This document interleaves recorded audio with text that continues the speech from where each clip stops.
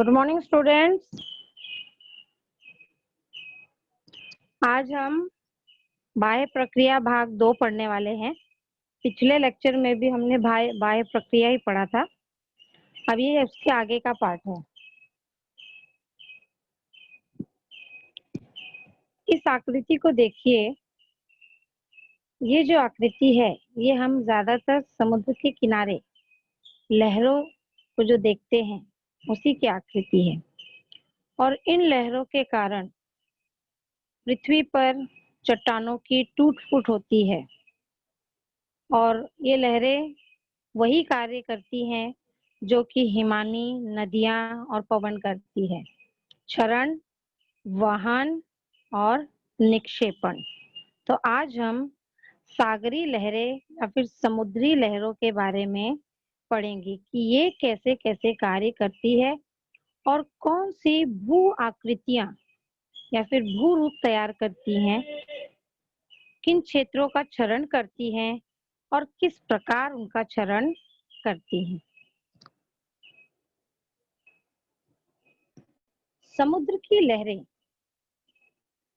हम सभी समुद्र के किनारे जा चुके हैं कई बार घूमने के लिए। तो हम देखते हैं समुद्र के किनारे पर कि काफी तेज हवा चलती है। लहरें भी काफी दूर से ऊंची ऊंची उठती हुई किनारों की तरफ आते समय लहरों की गति धीमी हो जाती है। लेकिन कई इलाके ऐसे होते हैं जो चट्टानी क्षेत्र होते हैं, वहां पर लहरों की गति धीमी ना होकर किनारों पर आते आते वो और ऊंची होते हुए चट्टानों से टकराती हैं। समुद्र का पानी ज्वार और भाटा इन दो प्रक्रियाओं से होकर गुजरता है। ज्वार मतलब सागर के पानी में पानी की ऊंचाई बढ़ती है और भाटा मतलब सागर के पानी की ऊंचाई कम होती है। और ये जो ज्वार और भाटा की प्रक्रिया है ये चंद्रमा की उपस्थिति के कारण और उनकी पृथ्वी और चंद्रमा के गुरुत्वाकर्षण बल के कारण होती है। जब चंद्रमा पृथ्वी के नजदीक होता है तो सागर का जो पानी है उस पर ज्वार आता है और जिस समय चंद्रमा पृथ्वी के दूर होता है, दूर की स्थिति में होता है, उस समय सागर की लहरें जो होती हैं, सागर की सतह उसमें भाटा आता है। समुद्र की लहरें, तेज हवा, ज्वार भाटा, समुद्री तूफान, सुनामी, पानी में जो भूकंप जैसी घटनाएं होती हैं उनकी वजह से सुनामी जैसी समस्याएं हमारे सामने उत्पन्न होती हैं। आदि के कारण समुद्र तट से टकराने से वहां की चट्टानों का, मिट्टी का और भूमि का कटाव होता है। हमने देखो रासायनिक अपक्षय पढ़ा है और भौतिक अपक्षय में कैसे चट्टानों का स्फटिकीकरण होता है ये हमने देखा था। सागर में दो शक्तियां होती है जिनकी वजह से चट्टानें बड़ी तेजी से टूटती हैं। एक तो उनकी गति और दूसरा है सागर का पानी का टेस्ट, मतलब वो खारा होता है। सागर के पानी में नमक मिला होता है, क्षार मिला होता है, जिसकी वजह से चट्टानों में वह नमक प्रवेश करता है और चट्टानों की छीजन होती है, क्षरण होता है। तो इसी प्रक्रिया को हम समुद्री अपरदन या फिर समुद्री क्षरण या फिर तटीय क्षरण कहते हैं। परंतु समुद्र अपरदन के कारण धीरे धीरे समुद्र के किनारे की जो भूमि होती है वो कटती चली जाती है। धीरे धीरे समुद्र की भूमि कटती चली जाती है और उसका जो तल का भाग होता है वो भी धीरे धीरे समुद्र में कहीं गायब हो जाता है। मतलब समुद्र का विस्तार होता है उन चट्टानों के टूटने के कारण, उस भूमि के कटाव के कारण समुद्र का विस्तार होता है और उतनी जगह की भूमि जो है वो कम हो जाती है समुद्री लहरों के कारण। अब समुद्री लहरें, जैसे कि मैंने आपको पहले ही बताया है कि समुद्री लहरें क्षरण, क्षरण मतलब चट्टानों का टूटना, घिस घिस के उनका घर्षण होकर टूट जाना। वहन, टूटे हुए टुकड़े बहा कर ले जाना। और निक्षेपण, उन टूटे हुए टुकड़ों को कहीं किनारे पर ले जाकर जमा कर देना। ये 3 प्रकार के कार्य समुद्री लहरें करती हैं। समुद्री किनारों पर लहरों से क्षरण का कार्य होता है। तेज गति से लहर से चट्टानों से टकराती है। चट्टानों के इस आघात की वजह से, इस तेज गति से टकराने की वजह से बड़ी मात्रा में चट्टानें जो है वो टूटती हैं, लहरों के जोर से टकराने के कारण। लेकिन ये जो लहरें टकराती हैं वो हर जगह पर एक जैसी नहीं होती हैं।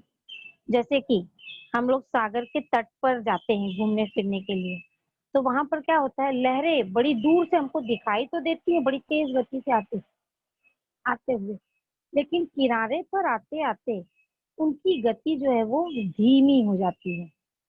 तो देखो कई हम लोग समुद्र के तट, ये चौपाटी, ये सब समुद्र के किनारे जब हम जाते हैं तो हमको बड़ी मात्रा में समुद्र के किनारे पर कचरा जमा हुआ दिखाई देता है, रेत दिखाई देती है, छोटे छोटे पत्थर के टुकड़े नजर आते हैं। तो ये सब क्यों आते हैं वहां पर किनारे पर? क्योंकि सागर की लहरें अपने साथ ये चीजें बहा कर लेकर आती हैं, और ये जहां पर सागर की लहरों की गति धीमी हो जाती है, मतलब बहुत धीमी गति से बहती है, उस जगह पर लाकर ये सभी चीजें इकट्ठा कर देती हैं, जमा कर देती हैं। तो सागर की लहरें किसी जगह का खनन करती है और किसी जगह पर उसे निक्षेपित करती है। खनन उन्हीं जगहों पे करती है जहां पर सागरी लहरों की गति बहुत तेज होती है, बहुत तेज गति से टकराती है, और निक्षेपण उन्हीं जगहों पर करती है जहां पर उसकी गति बहुत ही धीमी हो जाती है। लहरों की बहने की गति धीमी हो जाती है, उन्हीं जगहों पर वो कंकड़, पत्थर, रेत और बाकी मनुष्य द्वारा फैलाया हुआ कचरा जो कि हम लोग सागर में ले जाकर फेंक देते हैं, ये सब कुछ किनारों की ओर जमा हो जाता है। ये देखिए इस आकृति में कैसे तटीय भाग का क्षरण हुआ है, कैसे भूमि का आगे का हिस्सा जो है वो कटते कटते सागर में विलीन हो गया है। इसे हम समुद्री अपरदन या फिर तटीय क्षरण भी कहते हैं। समुद्री लहरों के कारण सबसे पहले हम पढ़ेंगे क्षरण के बारे में, कि क्षरण करने से कौन कौन सी भू आकृतियां सागरी लहरों द्वारा बनाई जाती हैं।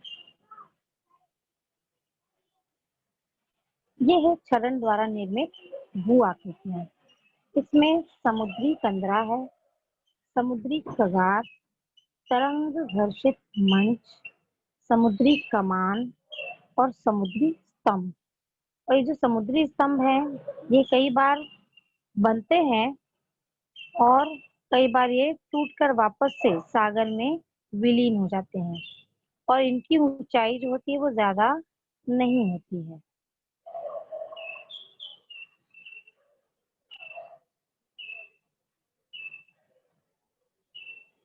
ये देखिए ये आकृति हमारे सामने है समुद्री कगार की। इसमें कैसे चट्टानों का क्षरण हुआ है तेज हवा की वजह से और तेज लहरों के कारण।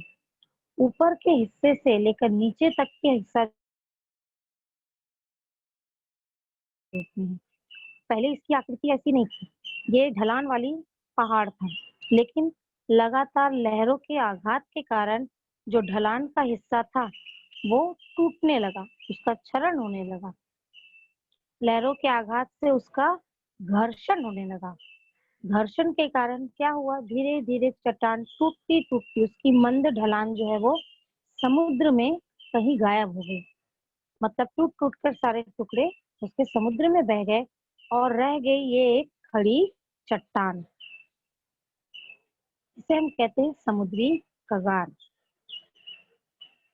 समुद्री लहरों के लगातार आघात से अंतरिक्ष अंतरिक्ष ये समुद्र के किनारे का वो हिस्सा होता है जो पानी के नीचे की तरफ होता है, तलहटी की तरफ।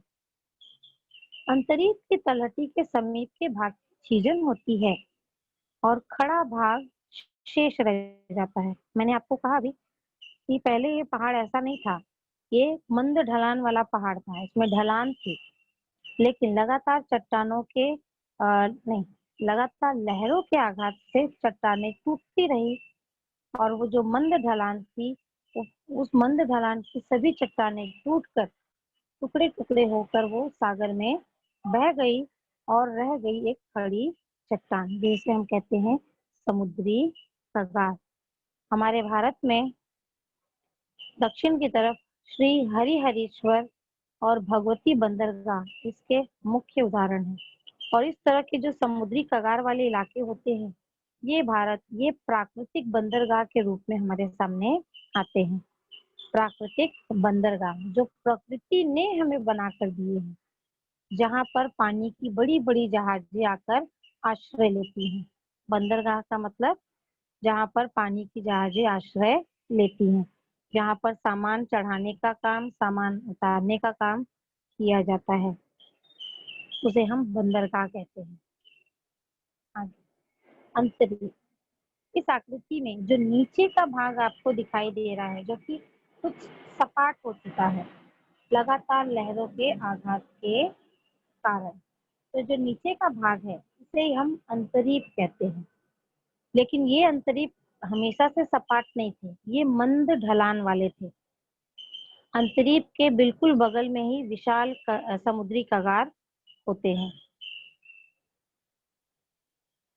समुद्र के भीतर तक घुस आए भूभाग को ही हम अंतरीप कहते हैं। सागर जो है वो जमीन के उस भाग पर प्रवेश करने लगता है जो जमीन का हिस्सा होता है, तो उस भाग को हम अंतरीप कहते हैं।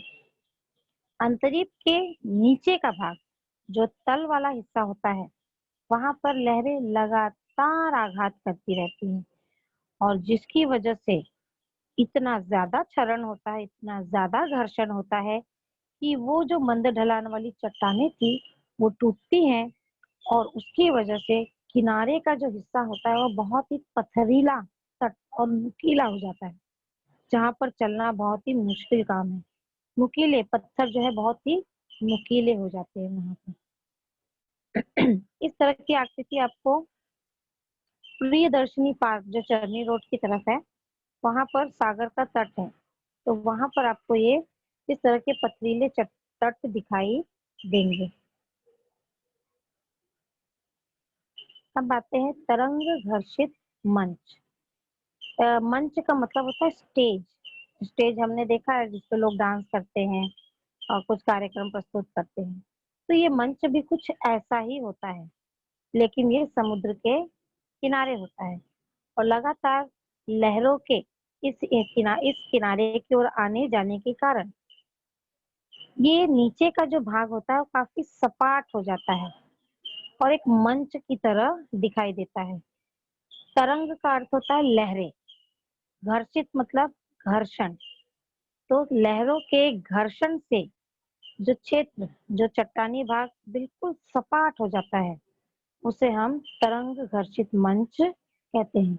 इस आकृति में आप देखिए नीचे का हिस्सा कैसे सपाट सा दिखाई दे रहा है, एक मंच सा दिखाई दे रहा है और ये जो क्षेत्र है काफी दूर तक फैला होता है और इस पर चलना बहुत मुश्किल होता है क्योंकि लगातार लहरों के बहने की वजह से और पानी जमा होने के कारण इस क्षेत्र में काई जम जाती है और इस पे चलना और काई पर चलना बहुत मुश्किल होता है। काई पर चलेंगे तो 100% फिसल के गिर जाएंगे। तो ये मंच भी कुछ ऐसा ही होता है।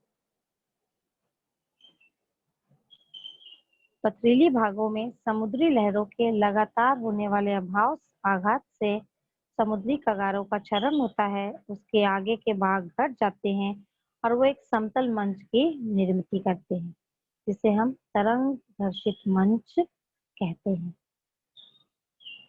अब ये आकृति देखिए, ये एक पहले पूरी चट्टान थी, लेकिन लगातार चट्टानों लहरों के आघात से जो चट्टानें बड़ी आसानी से, जिनका आसानी से रासायनिक अपक्षय हो जाता है, बड़ी आसानी से वो चट्टानें टूटती हैं, नरम होती हैं जो चट्टानें वो जल्दी टूट जाती हैं।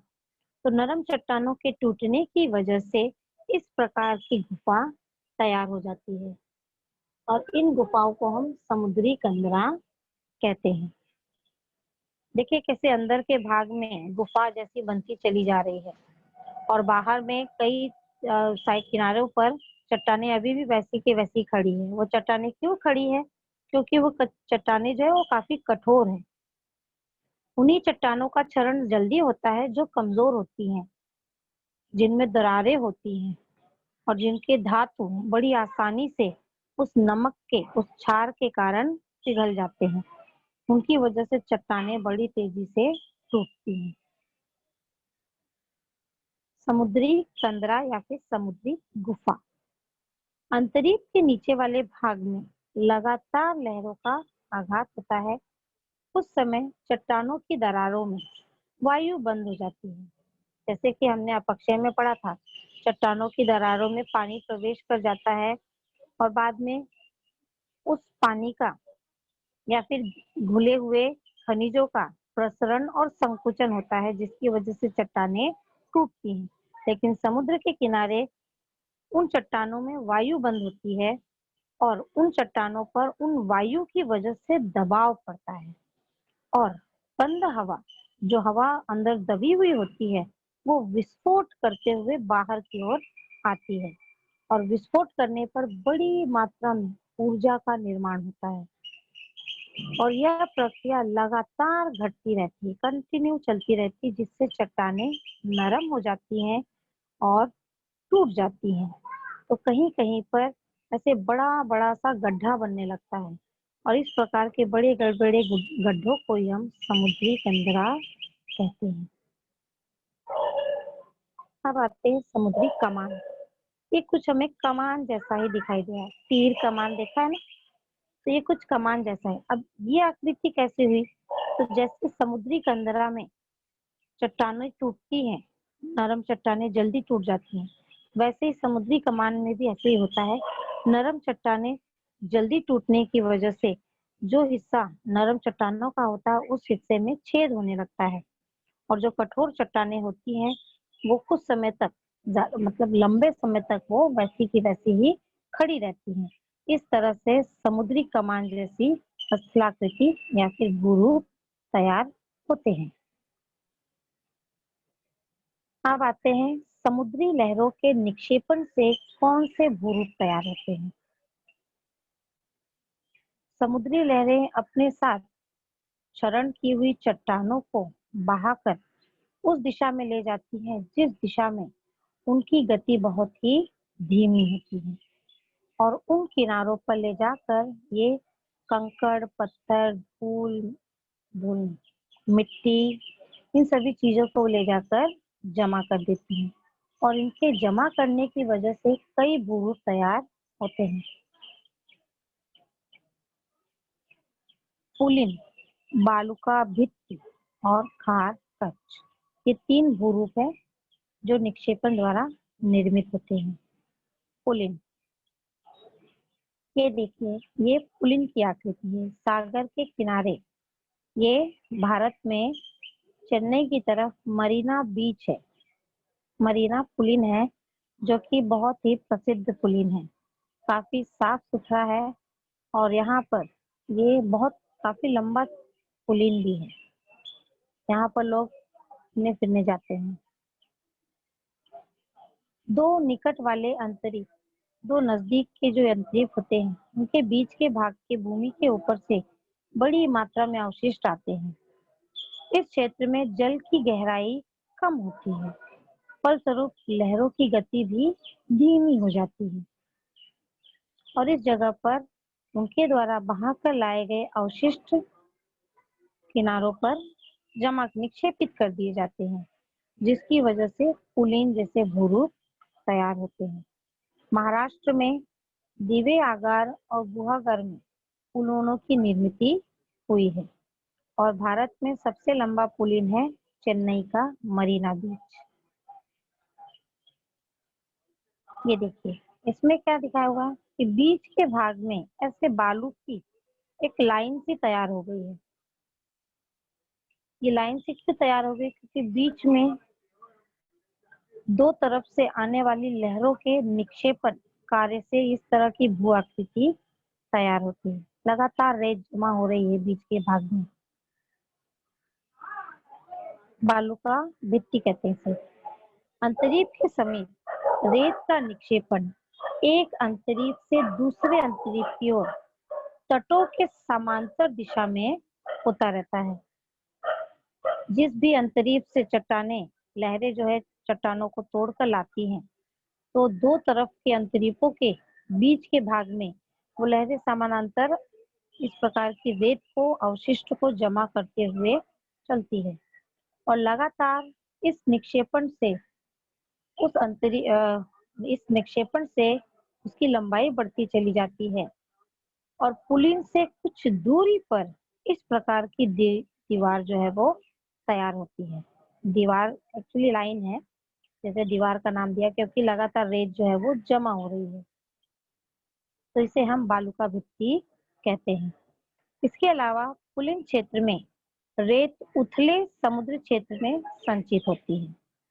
उथला समुद्र जहाँ पर पानी की गहराई बहुत ही कम होती है, उस जगह पर रेत का लगातार निक्षेपण होता है पुलिन के अलावा उसके दूसरे किनारे की तरफ, तो वहां पर इस तरह की बालुका भित्ति तैयार होती है। खार कक्ष या फिर खारे पानी की झील या फिर लैगून, इसे तीन नाम से जाना जाता है। झील हम सबने देखा है, मीठे पानी की झील होती है, लेकिन समुद्र के किनारे पर खारे पानी की झील पाई जाती है। इस तरह की झीलें होती हैं। इस झील में सागरी लहरें नहीं उठती। क्यों? क्योंकि इस झील और सागर के बीच में एक बालुका भित्ति की दीवार होती है और उस दीवार के कारण इस झील में किसी भी प्रकार की लहरें उत्पन्न नहीं होती, क्योंकि यहाँ का पानी जो होता है वो ठहरा हुआ होता है। खार कक्ष एक समुद्री तट के बीच से कुछ ही दूरी पर रेत के जमाव से एक बांध जैसा तैयार हो जाता है, जिसे हम खारे पानी की पट्टी या झील कहते हैं। आया समुद्री लहरों का कार्य हमारा समाप्त हुआ। अब हम आगे का टॉपिक देखेंगे, जिसको जो कि है भूजल। भूजल, अब ये भूजल होता क्या है? देखो, वर्षा का पानी बारिश का पानी बरसता है, तो क्या सारा पानी वाष्पीकरण द्वारा आसमान में उड़ जाता है? नहीं, कुछ पानी मिट्टी द्वारा जमीन के नीचे रिसता है। मिट्टी की दरारों में से पानी जमीन के नीचे जाता है और जमीन के नीचे दो प्रकार की चट्टानें होती हैं। एक होती है सछिद्र और एक होती है अछिद्र। सछिद्र चट्टानों में छेद होते हैं, जिसकी वजह से मिट्टी से रिसा हुआ, मिट्टी ने जो पानी सोखा था, वो पानी सछिद्र चट्टानों के छेद से होते हुए जमीन के नीचे प्रवेश करता है और अछिद्र चट्टानों के ऊपर जमा हो जाता है। अछिद्र का मतलब होता है जिसमें छेद बिल्कुल भी नहीं होते, मतलब वहां से कोई भी पानी रिस कर और नीचे नहीं जा सकता है। तो इस प्रकार की दो चट्टानें जमीन के नीचे होती हैं, सछिद्र और अछिद्र। तो इन सछिद्र और अछिद्र के बीच में इस प्रकार का भूजल जमा होता है, जो कि जमीन के नीचे होता है।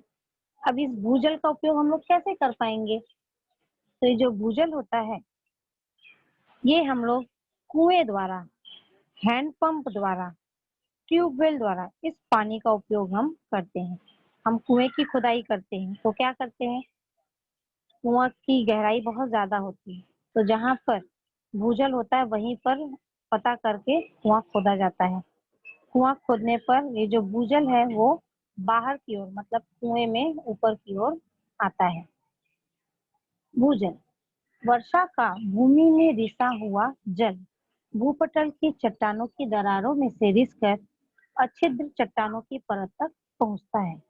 वहीं इसका संचय, वहीं पर ये पानी जमा रहता है और इस संचित जल को हम भूजल कहते हैं। अब ये भूजल की भी सतह होती है, जैसे कि सागर की सतह होती है, सागर का ऊपर का भाग, नदी की सतह होती है, कुएं के पानी की सतह होती है, ठीक ऐसे ही भूजल की भी सतह होती है।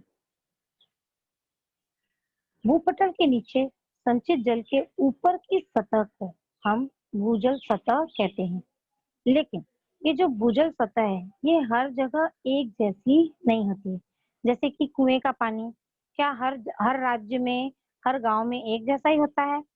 हर जगह पानी की ऊंचाई उतनी ही होती है कुएं में? नहीं। कहीं कहीं पर कुएं में पानी बहुत गहराई में होता है और कहीं कहीं पर कुएं में पानी एकदम ऊपर की तरफ होता है। ऐसा क्यों होता है? जिस इलाके में वर्षा भरपूर होती है वहां पर भूजल की जो सतह होती है वो बहुत ज्यादा, मतलब भूजल बहुत ज्यादा भरा होता है। और बहुत ज्यादा भरा होने की वजह से पानी जो है वो कुएं में बहुत ऊंचाई पर होता है, ऊंचाई पर आ जाता है।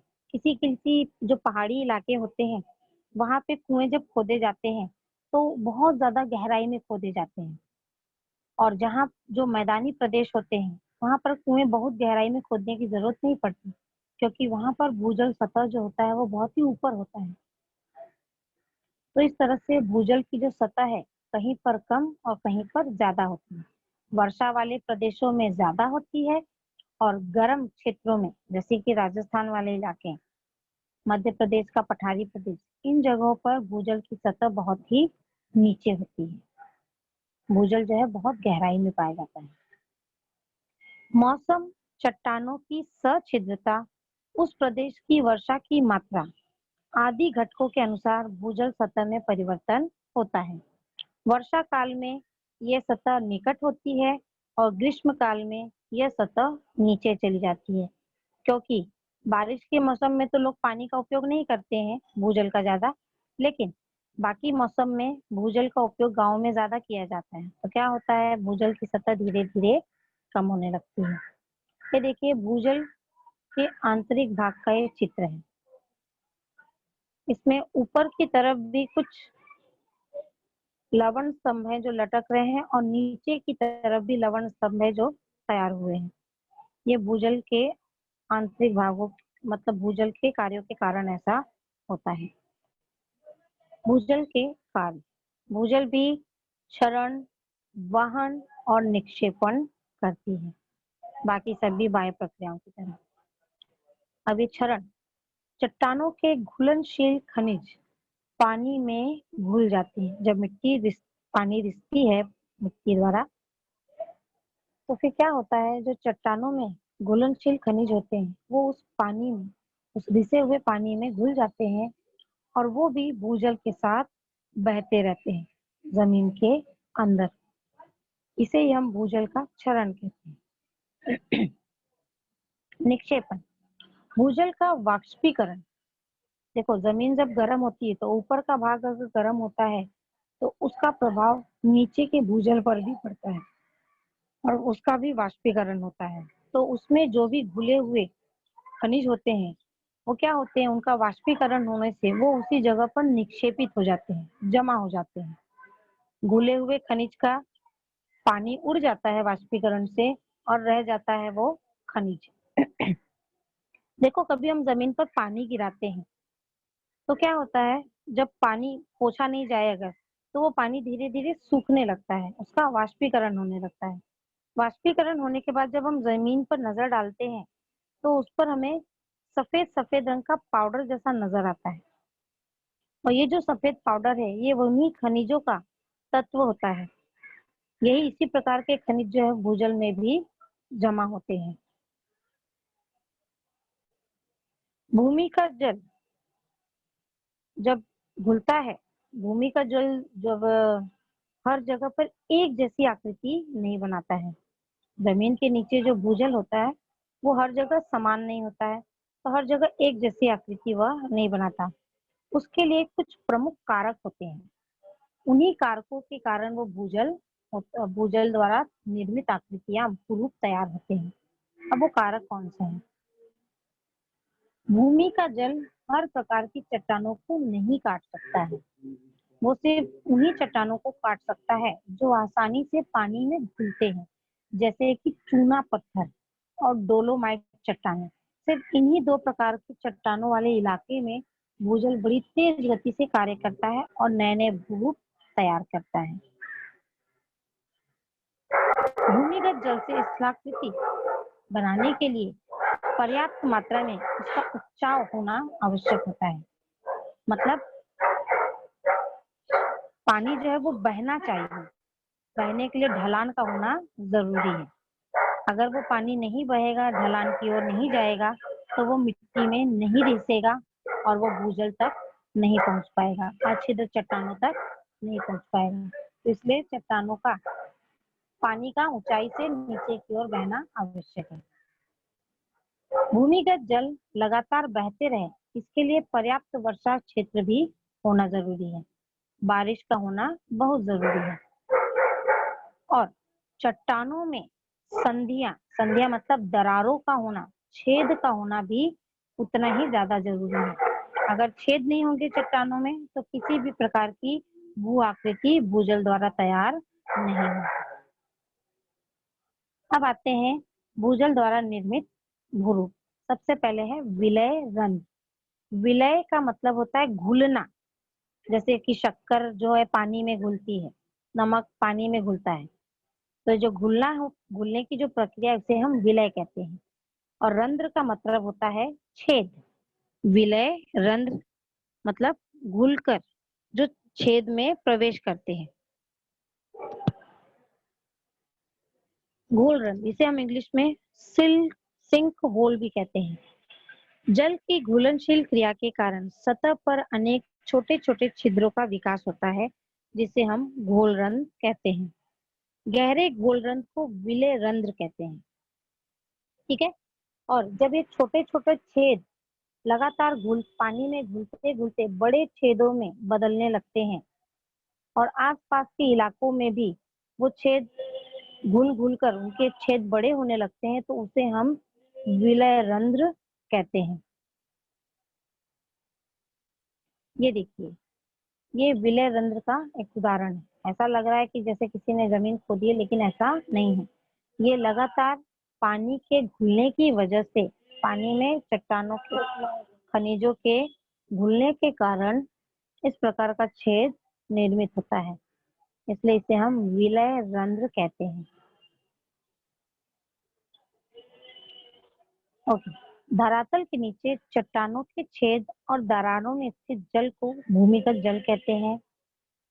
इससे बनी स्थलाकृति, इससे जो भूरूप बनते हैं उसे हम कार्स्ट कहते हैं। कार्स्ट। और ये कास्ट जो है ये ज्यादातर चूने के पत्थर वाले इलाकों में या फिर डोलोमाइट वाले चट्टानों के इलाकों में ही बनते हैं। ये देखिए, ये कार्स्ट की आकृति है, जो कि चूना पत्थर जिस इलाके में पाया जाता है उस इलाके में अचानक में ऐसे बड़े बड़े छेद बन जाते हैं। पानी में चूना जल्दी घुलता है। आपने ऑब्जर्व किया होगा कि चूने को ग्लास में रखो और उस पर पानी डालो, तो बुलबुले छोड़ते हुए वो चूना जो है वो पानी में घुलने लगता है, उसमें छेद होने लगता है पहले तो उसी प्रकार से इस प्रकार के चट्टानों वाले इलाके में इस प्रकार की कार्स्ट तैयार होते हैं, कार्स्ट नाम के भूरूप। अब कार्स्ट नाम की कंदरा या फिर गुफा भी होती है, जो जमीन के नीचे तैयार होती है और कई बार चट्टानों के ऊपरी भाग से वो रिसते हुए नीचे की ओर आते हैं। चूना पत्थर चट्टानी क्षेत्र में चूने के घुलने की क्रिया के कारण कार्स्ट गुफा तैयार होती है। भूमिगत जल के अपरदन द्वारा निर्मित स्थलाकृतियों में ये सबसे महत्वपूर्ण स्थलाकृति है। इसमें ऊपर की सतह से नीचे एक रिक्त स्थान होता है, जिसके अंदर जल का प्रवाह निरंतर होने से कंदराओं की उन गुफाओं की छत के ऊपर वो जल टपकता है और टपकने के कारण चूने का जमाव ऊपर छत की ओर भी होता है और नीचे फर्श की ओर भी होता है। चूना जो है जब पिघलकर घुलकर नीचे की ओर आता है, दरारों से नीचे की ओर आता है, तो वह ऊपर छत पर भी चिपकता है और नीचे टपकने की वजह से नीचे फर्श पर भी जमा होता है। तो इससे क्या होता है, एक स्तंभ, एक दीवार जैसी तैयार हो जाती है। ये देखिए आकृति, कैसे ऊपर चूना छत पर भी लटक रहा है और नीचे फर्श पर भी वो एक स्तंभ की तरह तैयार हो रहा है। और ऊपर जो छत की तरफ लटकता है उसे हम अधोमुखी अधोमुखी लवण स्तंभ कहते हैं। और जो नीचे फर्श की तरफ होता है उसे हम ऊर्ध्वमुखी लवण स्तंभ कहते हैं। ये जो है ये चूने के पत्थर और नमक इनके मिश्रण से बना हुआ भूरूप है। यह है काष्ठ या फिर काष्ठ की गुफा। ऊर्ध्वमुखी लवण स्तंभ और अधोमुखी लवण स्तंभ। भूमिगत जल के लगातार अपर्दन के कारण, अपर्दन मतलब चट्टानों के घुलने और बहने के कारण कलाकृतियां तैयार होती हैं कंदरा जैसी। इनका निर्माण घुलन क्रिया और अपघर्षण द्वारा होता है। कंदरा के फर्श पर चूने के जमाव से स्लैगलाइट स्लैग्लेमाइट कहलाता है और नीचे की तरफ एक स्तंभ जैसा तैयार होता है, जो कि अभी मैंने आपको आकृति में दर्शाया। ये देखिए, इस आकृति में भी भूजल की आकृतियां, भूजल द्वारा किए गए वहन और निक्षेपण का कार्य नजर आ रहा है। ऊपर छत पर भी लवण स्तंभ है और नीचे की तरफ भी, और कोई कोई लवण स्तंभ एक दूसरे के इतने नजदीक आ गए हैं कि उनसे एक पूरा स्तंभ तैयार हो गया, एक दीवार जैसी बन गई है।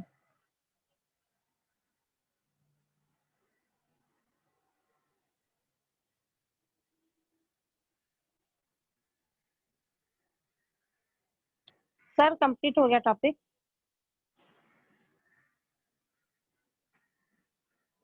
बोलिए।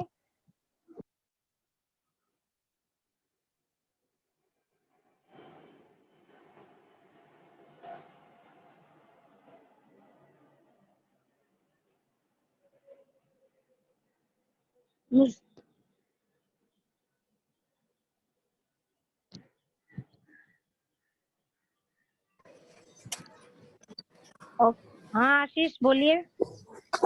टीचर स्टैलेग्माइट मतलब? स्लैग्माइट मतलब अधोमुखी लवण स्तंभ, जो ऊपर की तरफ से जो चूने का पानी छत पर जमा हो जाता है, टपकते टपकते जमा हो जाता है, उसे हम स्लैग्माइट या फिर अधोमुखी लवण स्तंभ कहते हैं।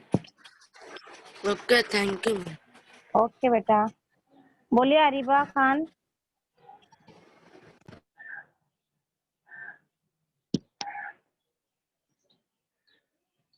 अरीबा, हाँ बोलिए। हेलो टीचर, भूजल किसे कहते हैं? भूजल मैंने आपको अभी बताया, देखो जमीन के नीचे देखो बारिश का पानी बरसता है तो क्या होता है, सारा का सारा पानी जो है बारिश का, उसका वाष्पीकरण नहीं होता है, कुछ पानी जमीन के नीचे भी जाता है, रिसता है। और जो पानी जमीन के नीचे रिसता है, तो जमीन के नीचे दो प्रकार की चट्टानें होती हैं। एक होती सछिद्र मतलब छेद वाली चट्टानें, और अछिद्र मतलब जिसमें छेद नहीं होते। इस प्रकार की दो चट्टानें होती हैं। तो क्या होता है, मिट्टी से रिसा हुआ पानी, मिट्टी ने जो पानी शोषित किया होता है, वो पानी सछिद्र चट्टानों से होते हुए अछिद्र चट्टानों की सतह पर जाकर जमा होने लगता है। ठीक है। और अछिद्र चट्टानों के ऊपर जमा हुआ पानी वो वहीं पर जमा ही रहता है, वो और कहीं नहीं जाता है। तो उस जमा हुए पानी को ही हम भूजल कहते हैं। और इस भूजल में बहुत सारे खनिजों के तत्व होते हैं, जो कि पानी में घुलकर अछिद्र चट्टानों तक पहुंचते हैं। तो उसे ही हम भूजल कहते हैं। भूजल मतलब जमीन के नीचे जमा हुआ पानी, जिसे हम हैंड पंप द्वारा, कुएं द्वारा या फिर ट्यूबवेल द्वारा बाहर निकालते हैं, जमीन से बाहर निकालते हैं। गांव में देखो, मुंबई में कैसे नल होते हैं घरों में लगे हुए, लेकिन गांव में ऐसा नहीं होता है। गांव में क्या होता है, लोग हैंडपंप द्वारा पानी निकालते हैं जमीन से। तो जो जमीन का पानी है उसे ही हम भूजल कहते हैं, और उसी का उपयोग हम हैंडपंप द्वारा निकालते हैं और यूज करते हैं। ओके, सुमित यादव पूछिए आप।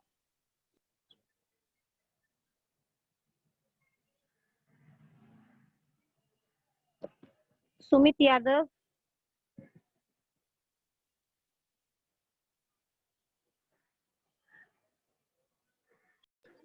ओके। तो आप सभी को ये पीपीटी दे दी जाएगी, आप इसको पढ़िए। एक बार पढ़ेंगे तो आपको और भी चीजें क्लियर हो जाएंगी। और मैं अब ये एंड करती हूँ जूम मीटिंग। ओके, चलिए।